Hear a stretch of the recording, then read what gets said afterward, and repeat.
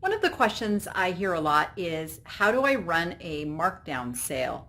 So I'm going to show you the strategy I use that works really well to clear that old merchandise. Let's go.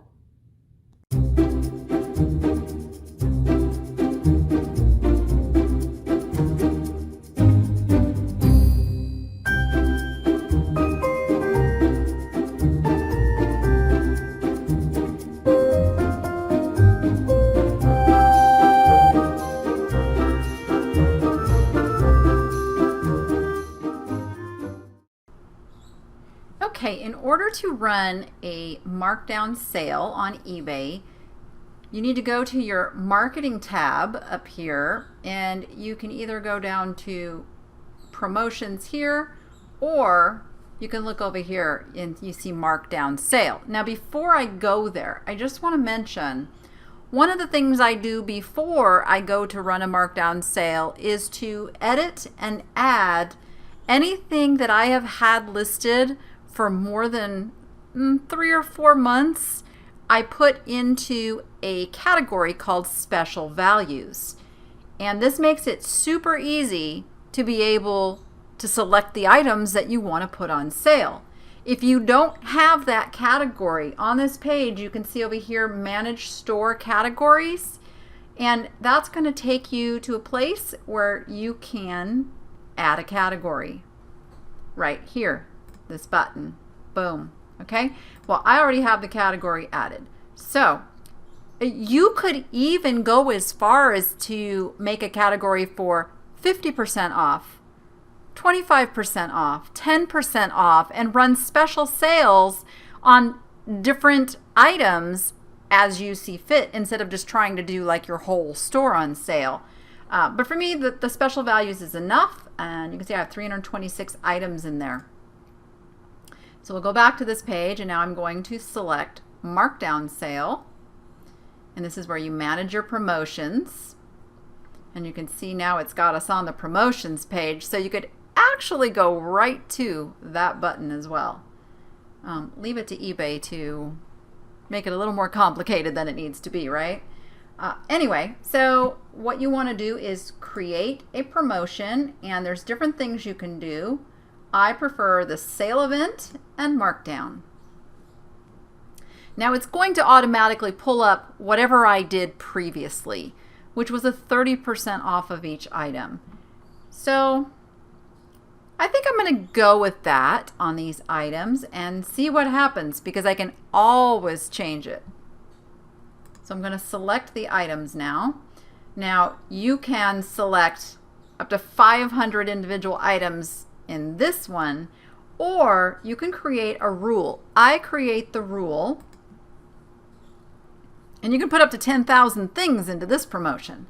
So I've already got the 30% off. Now, category, I am going to select store category, and as I said before, I'm going to select my special values category. So all the things in that category are going to be selected and filled in.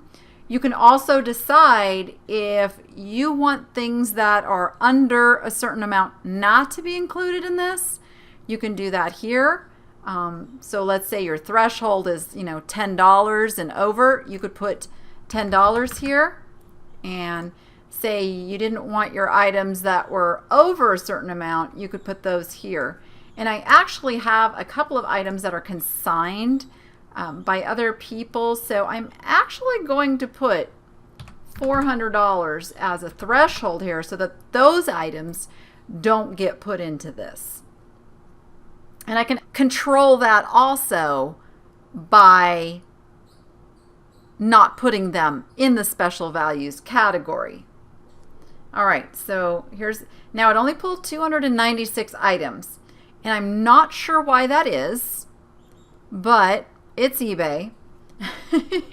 You'll always hear me say that, and I've come to a place where acceptance. I just accept that they're going to have glitches and weird things happen, and you got to roll with it. So I'm just going to do a quick glance through here, make sure there's nothing in here that's not supposed to be in here. And I can see pretty quickly I am good to go. Actually, a lot of stuff in there I'm like, why didn't that sell? But that's a whole nother story. Sometimes things just lose their momentum and get buried, so this will bring them to the forefront of customers who might have seen them before. Okay, I'm going to save and review. All right, so it's going to ask if we want to include skipped or new items when they qualify. This doesn't really pertain to what I'm selecting because I've got things that are in a certain category. But if you're not putting things in a certain category and you're just, say, selecting things in a regular category and you list something new into that category, it'll pull it into the sale. I don't recommend that. Give it a chance to sell at the higher price. Now you have to pick a date range, and I'm going to have this start now, and I'm going to have it end in, I'm going to try 1 week, because if I don't get a lot of action, I'm going to do a different sale with a higher amount. So let's go to,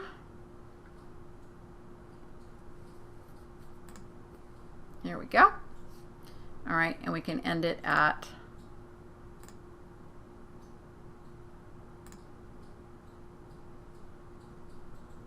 11:30 p.m. All right. Okay, now it's going to ask you for a sale event description. And I'm going to say clearing way for new inventory sale. Okay, your customer will see this. And then it's going to have you select one picture that you want to be the focus. I don't care, it can be any of these because shoes is a major portion of it. You can also just create and choose your own. If you wanted this to say like sale or something like that, you could certainly create that and pull that in. But we're just going to go with the shoe. I don't think this does a whole lot to increase sales. And then we're simply going to hit launch. And it's going to tell me that it's pending. You can see that down here. So it's the status is pending. It's going to tell me what it is, start date, end date, and once this fills in, it's going to tell me how many items went into that sale.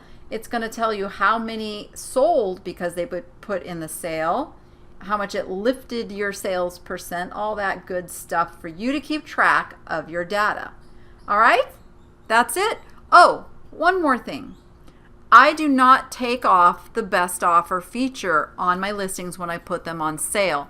A lot of times what will happen is someone will come in and see the items on sale and they'll still make you an offer. And I would say, since in my case, this is older inventory, I really want to move.